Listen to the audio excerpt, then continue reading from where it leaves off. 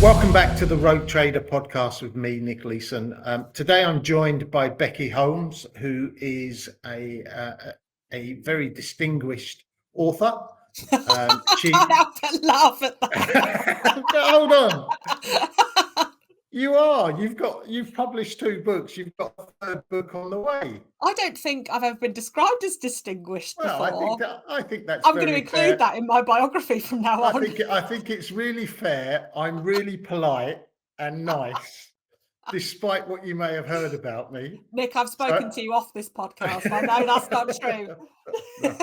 No. So distinguished. I'm a disgraced former banker, so I'm used to that one as well. I get the more negative, so I have to be nice. Okay, well, we could be opposite end of the disgraced and the distinguished. Yeah, I think that that's could be our band. Yeah.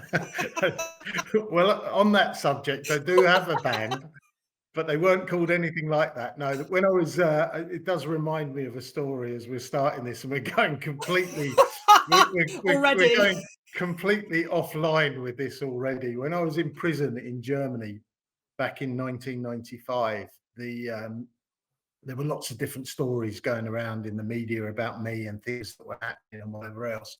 But the funniest one, and I think you can still get the CD of this one, but there was a story that it didn't quite make it into the front pages of the newspapers in England, but it did make it into the pages of the newspapers, that I was recorded down the phone singing "I Did It My Way" with a band called the Bollocks Brothers.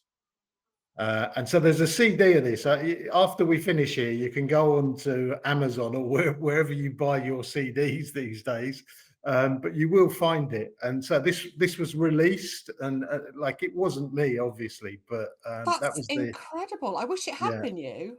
No, yeah, unfortunately it wasn't. I didn't have a phone at the time. It took me a few more weeks to understand how you managed to get a phone within the prison. But and let's not talk about that. No, let's definitely not talk about that. So anyway, let me go back to this introduction, which is very long-winded already. So I'm not going to call you distinguished anymore, because that definitely set the cat amongst the pigeons. So you've written 2 books, potentially a 3rd one on the way, and you've been described as many things, I suppose, over the years, as I have. So there's no problem there. But you're an expert on fraud and scamming, and it came from a very unusual way, in that I heard you mention on somebody else's podcast that I listened to very briefly this morning, that you were bored during COVID.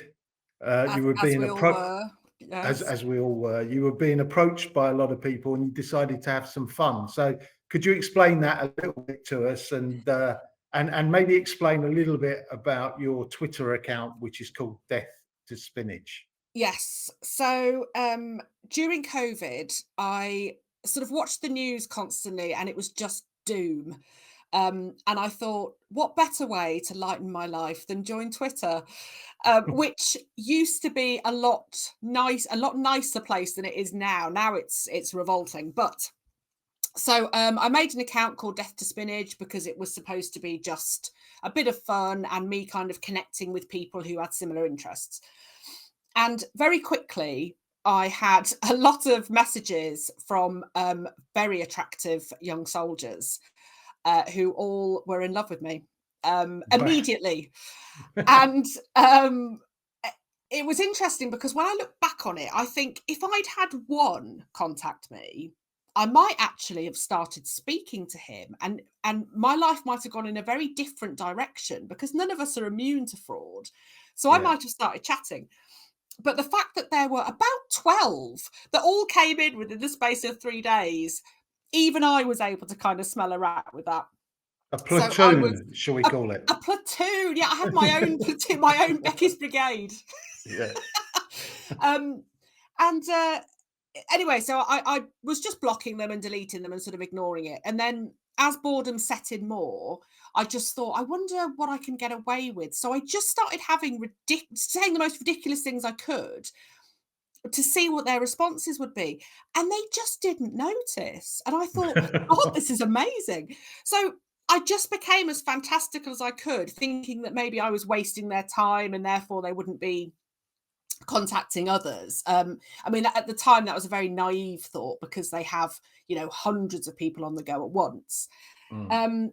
But it led to this fascination that I've got with romance fraud and how it happens and the psychology behind it and what the victims go through. Yeah. And it became just a thing that was so interesting, and that's where the book came from because it's really misunderstood as a crime. Mm. It's hugely underreported because of the shame that people Yeah. feel, and also because of how the media reports it. I mean, Mm. God, when they talk about victims of romance fraud, it's always stupid, gullible, naive. Um, so, yeah, and the book's gone down well. Yeah. And that book's called Keanu Keanu. Reeves is not in love with you. Okay. And why Keanu Reeves? He is, I don't know if he still is, but the most impersonated celebrity on Twitter. Okay. And he's famously not on any social media. Right. So, but he's charming and he's good looking and he's never kind of in the media and he's the perfect person to impersonate, really. The O- typical good guy. And were you actually contacted by one of these Keanu Reeves impersonators, or? I have a tally of the number of Keanos that have contacted me since Oh, I okay. started this, and it's over 100. Wow, it's just crazy, isn't it? And I've got a case with the ombudsman at the moment, which is all centered around romance fraud and being contact. But one of the things I think that I found quite interesting, because I said before we came on air that at the moment, and I don't think I get lots of people contacting me on Twitter, on Facebook, but it's not very complimentary, and certainly nobody's trying to romance me anyway. Maybe it's because I have no money, and that's quite obvious when you lose 862 million pound. No, we don't want him. So I'm very much down the. I must be very much down the bottom of the barrel. But just recently, I think Telegram, because I do use Telegram from a trading perspective, it's become quite prolific how many people Mm, are contacting me, not necessarily from a romantic perspective, but they're all offering me jobs. yeah, These people must be crazy. Have they not seen my CV? Do they not know what happened to me years ago? But yeah, you can earn £300 an hour if you contact me, type of thing. But one of the things I found quite interesting, which maybe not everybody will know, and I didn't necessarily, I've seen it, but I didn't necessarily understand this.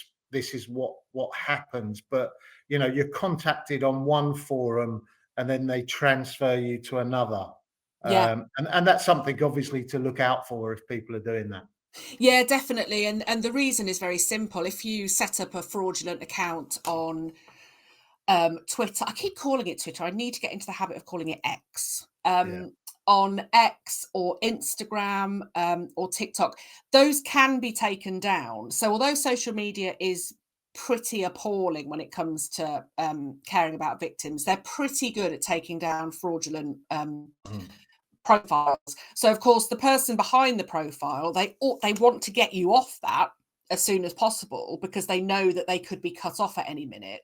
And if they Right. get you onto Telegram, Signal, obviously WhatsApp, Zangi is another one, Google Chat. All of these ones you can't be kicked off. So once you're there, they know that they can take their time with you, basically.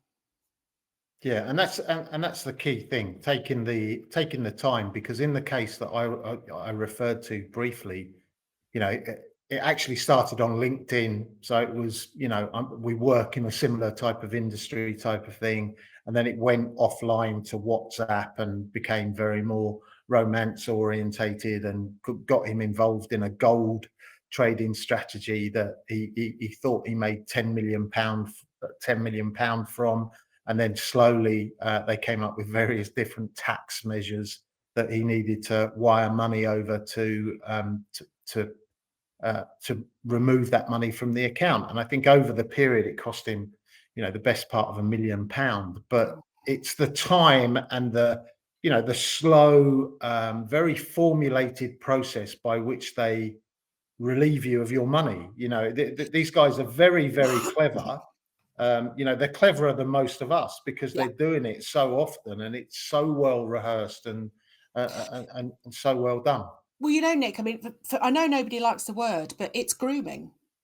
Yeah, And we find that word quite taboo because we associate it with, abuse of children, etc. yeah, But the term grooming, it's exactly what it is. It's a long-term strategy to make you do things that you wouldn't normally do.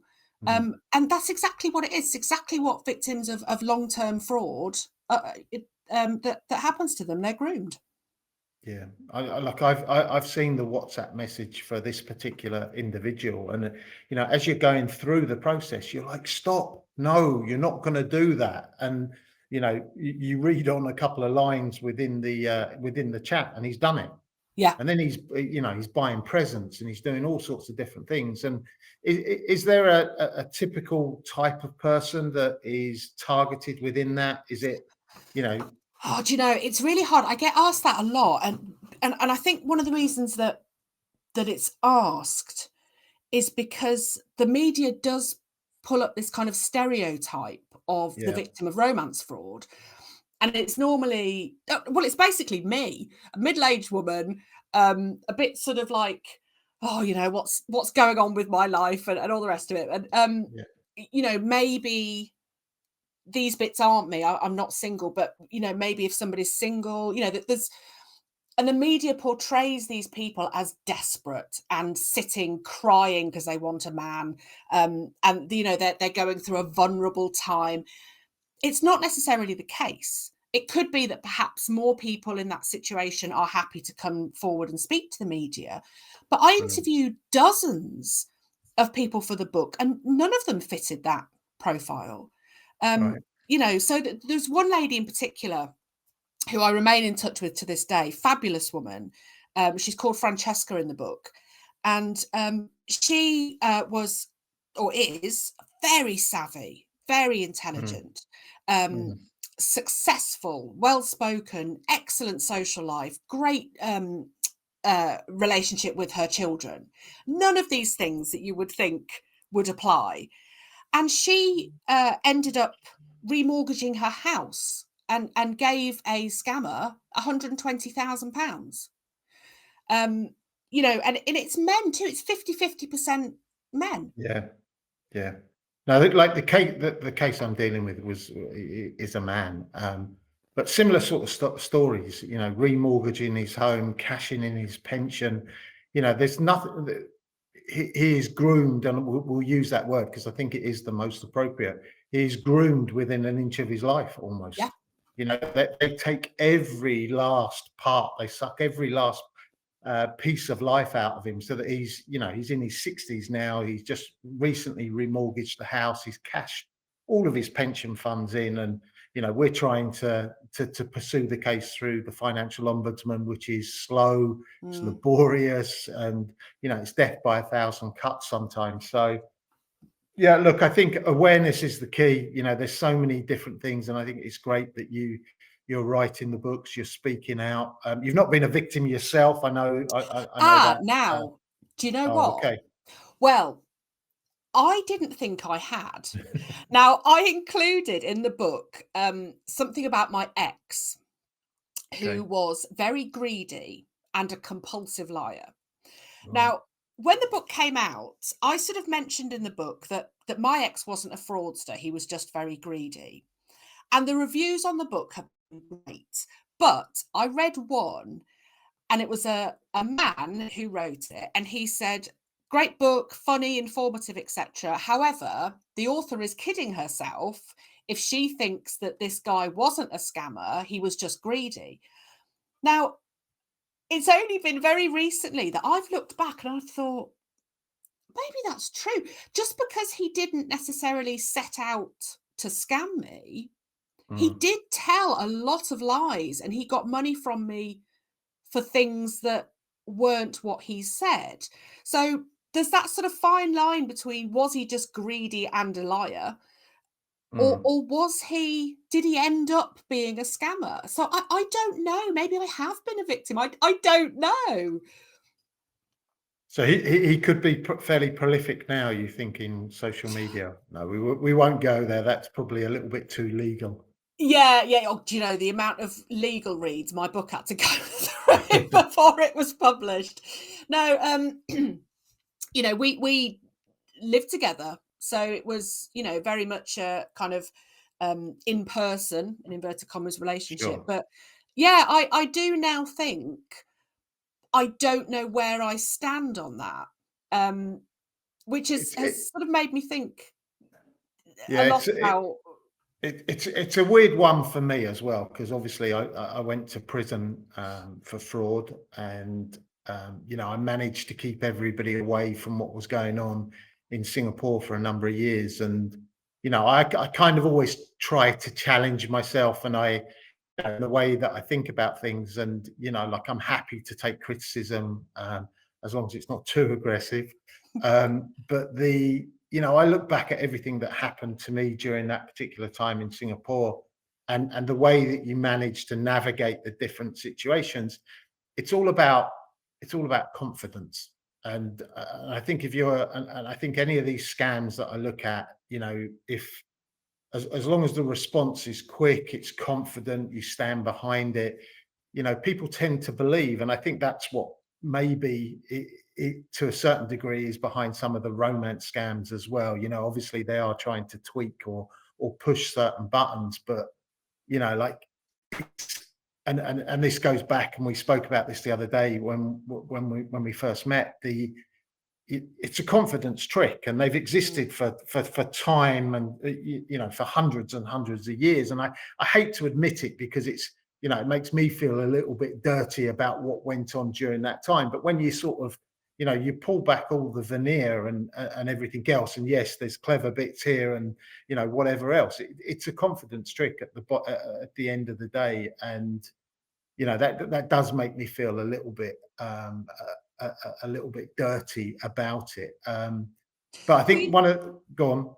I was going to say it's interesting that the idea of confidence, because there's been all those studies done about if you want to shoplift a telly, go in, Mm, pick the telly up, and confidently walk out of the shop, and people are less likely to say anything to you. Or, probably, yeah.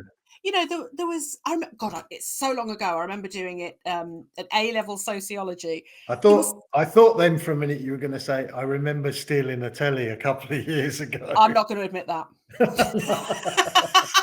Or the cooker that I wheeled out.